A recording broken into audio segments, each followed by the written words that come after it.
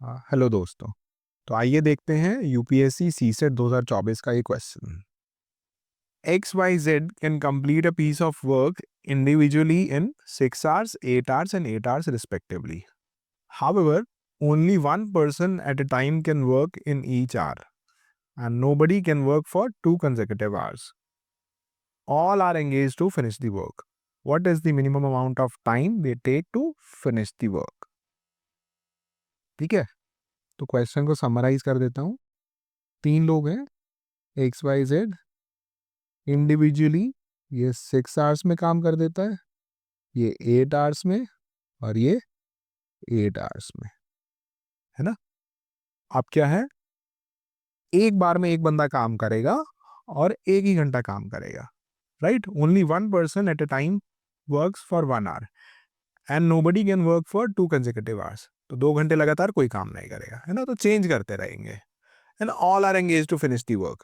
तो सब लोग काम करेंगे बारी बारी से, है ना। मतलब आप ऐसे नहीं कह सकते सिर्फ एक्स ही काम करेगा और वाई काम करेगा, जेड को भी काम करना रहेगा। What is the minimum amount of time they will take to finish the work. तो कम से कम टाइम में आपको काम पूरा कराना है ना। कम से कम टाइम में कराना है तो आपको सबसे फास्ट बंदा रखना रहेगा। अब आप इन तीनों में से बताइए सबसे फास्ट कौन है। ऑब्वियसली एक्स, बिकॉज ये जल्दी काम पूरा कर रहा है कम टाइम में, है ना।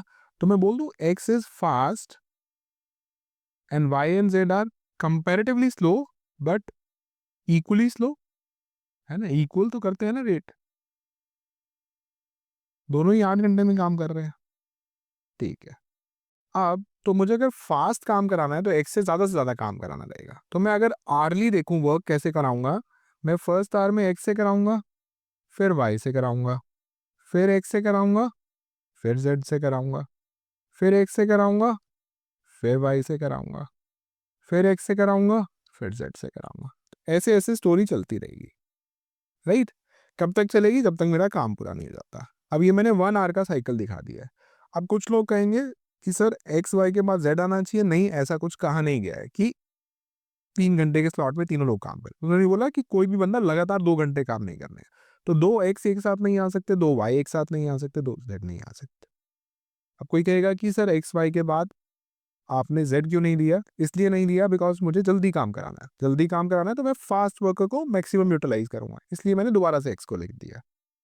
अब कितनी देर में काम पूरा होगा ये देखने के लिए हम वर्क को एज्यूम कर लेते हैं सम मल्टीपल ऑफ 6 and 8। तो let the work be 24 units, है ना। टोटल वर्क इज 24 यूनिट्स, क्योंकि ये 6 का भी मल्टीपल है, 8 का भी मल्टीपल है। तो एक्स का रेट ऑफ वर्किंग कितना हो गया, 24 यूनिट काम कर देता है 6 घंटे में। तो बोल दूं 4 यूनिट पर आवर, है ना, 24/6। And Y must be working at 3 unit per hour, ये भी 3 यूनिट पर आवर, है ना। यहाँ पे जब आप इनका वर्क का रेट देखते हैं तो आपको समझ में आता है एक्स 4 यूनिट पर आवर करता है, ये 3 यूनिट करता है, तो मतलब ये फास्ट है और ये स्लो है। तो अब फर्स्ट आवर में क्या होगा, 4 यूनिट काम हो जाएगा, नेक्स्ट आवर में 3 यूनिट हो जाएगा, फिर 4 यूनिट हो जाएगा, फिर 3 यूनिट हो जाएगा, फिर 4, फिर 3, है ना। आपको ओवरऑल कितना कराना है, 24 यूनिट्स काम कराना है। आप देखिए कितना हो गया, 7, फिर कितना हो गया 7, फिर कितना हो गया 7। तो 2 घंटे में 7 यूनिट्स हो रहा है। तो बोल दो 6 घंटे में कितना हो गया, 21 यूनिट्स, है ना। तो 21 यूनिट काम हो चुका है, टोटल मेरा 24 यूनिट है, मतलब 3 ही यूनिट और कराना है। अब अगले घंटे में एक्स आएगा, ये तो 4 यूनिट कर देगा, बट मुझे 4 नहीं कराना है भाई, मुझे तो 3 कराना है। तो मैं बोलता हूँ 4 यूनिट करता है 60 मिनट्स में, 1 घंटे में। तो तू 3 यूनिट कितने में करेगा, 45 मिनट में। सिंपल यूनिटरी मेथड, है ना। तो 7 7 7 21 एंड 3 वुड मेक 24 यूनिट्स। तो इसका मतलब 24 यूनिट्स करने के लिए 1 2 3 4 5 6 एंड 45, 6 आवर एंड 45 मिनट्स, है ना, जो कि ऑप्शन सी।